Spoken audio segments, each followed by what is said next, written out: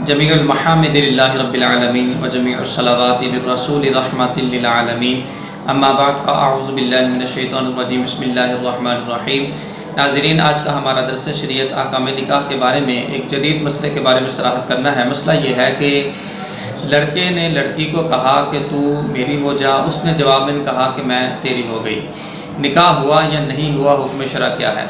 शरीयत मुताहरा की रोशनी में इस अंदाज में किया हुआ निकाह शरई एतबार से मुनाकिद हो जाएगा, लेकिन इसके अंदर ये बात ज़रूरी है कि ये जो जुमले हैं कि तू मेरी हो जा और उसका जवाबन ये कहना कि मैं तेरी हो गई, ये गवाहों की मौजूदगी के अंदर हों और जो गवाहान हैं वो इन अल्फाज से इस बात को समझ रहे हों कि ये आपस में निकाह कर रहे हैं, अगरचे मजाक में कर रहे हैं या सीरियस कर रहे हैं। बहरहाल गवाहों का समझना ये ज़रूरी है इन अल्फाज से निकाह के दुरुस्त होने के लिए कि ये निकाह हो रहा है। क्योंकि फतवा आलमगीरी के अंदर मुल्ला निज़ामुद्दीन अलैहिर्रहमान इस मसले को लिखा कि बंदे ने औरत को कहा कि कुन्ती ली और सिरती ली, कि तू मेरी हो जा। फ़क़ालत नाम, उसने कहा कि हाँ, या उसने कहा कि सिरतु लाका, कि मैं तेरी हो गई।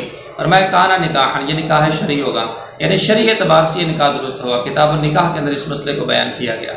अब निकाह दुरुस्त क्यों होगा, इसकी वजह जो है ना वो पीछे इस हवाले से कलाम गुजर चुका फतवा आलमगीरी के अंदर कि निकाह असल में दो तरह के अल्फाज से मुनाकिद होता है। एक शरई अल्फाज होते हैं और एक किनाया के अल्फाज होते हैं।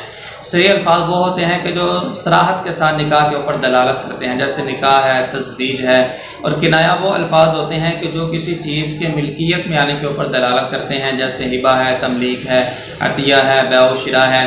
तो ये जो किनाया के अल्फाज होते हैं, इनसे निकाह तब मुनाकिद होता है कि जब कम अज़ कम गवाहों को ये पता हो कि इन अल्फाज के साथ निकाह पढ़ा जा रहा है, क्योंकि सराहत के साथ इनकी निकाह के ऊपर दलालत होती नहीं है। तो ये जो लफ्ज़ है कि तू मेरी हो जा, मैं तेरी हो गई, ये लड़की अगर कहती है, लड़का कहता है लड़की को कि तू मेरी हो जा, वो कहती है कि मैं तेरी हो गई, ये किनाया में से है।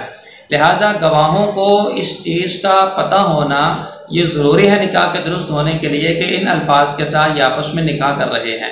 तो जब उनके जहन में बात है कि ये वाकई आपस में इन अल्फाज के साथ निकाह कर रहे हैं, अगरचे ये मजाक में कर रहे हैं, तो निकाह शरई एतबार से दुरुस्त हो जाएगा। बहरहाल इस हवाले से बेहतियाती नहीं बरतनी चाहिए। निकाह का और तलाक का और इताक का मामला इस तरह का होता है कि ये इंसान अगर सीरियस हालत के अंदर भी अल्फाज कहता है तो भी ये नाफिज हो जाते हैं, मजाक के अंदर कहता है तो भी ये नाफिज हो जाते हैं। अल्लाह ताला हम सब को इल्म नाफ़िअ अता फरमाए। आमीन बिजाहिन नबी अमीन सल्लल्लाहु अलैहि वसल्लम।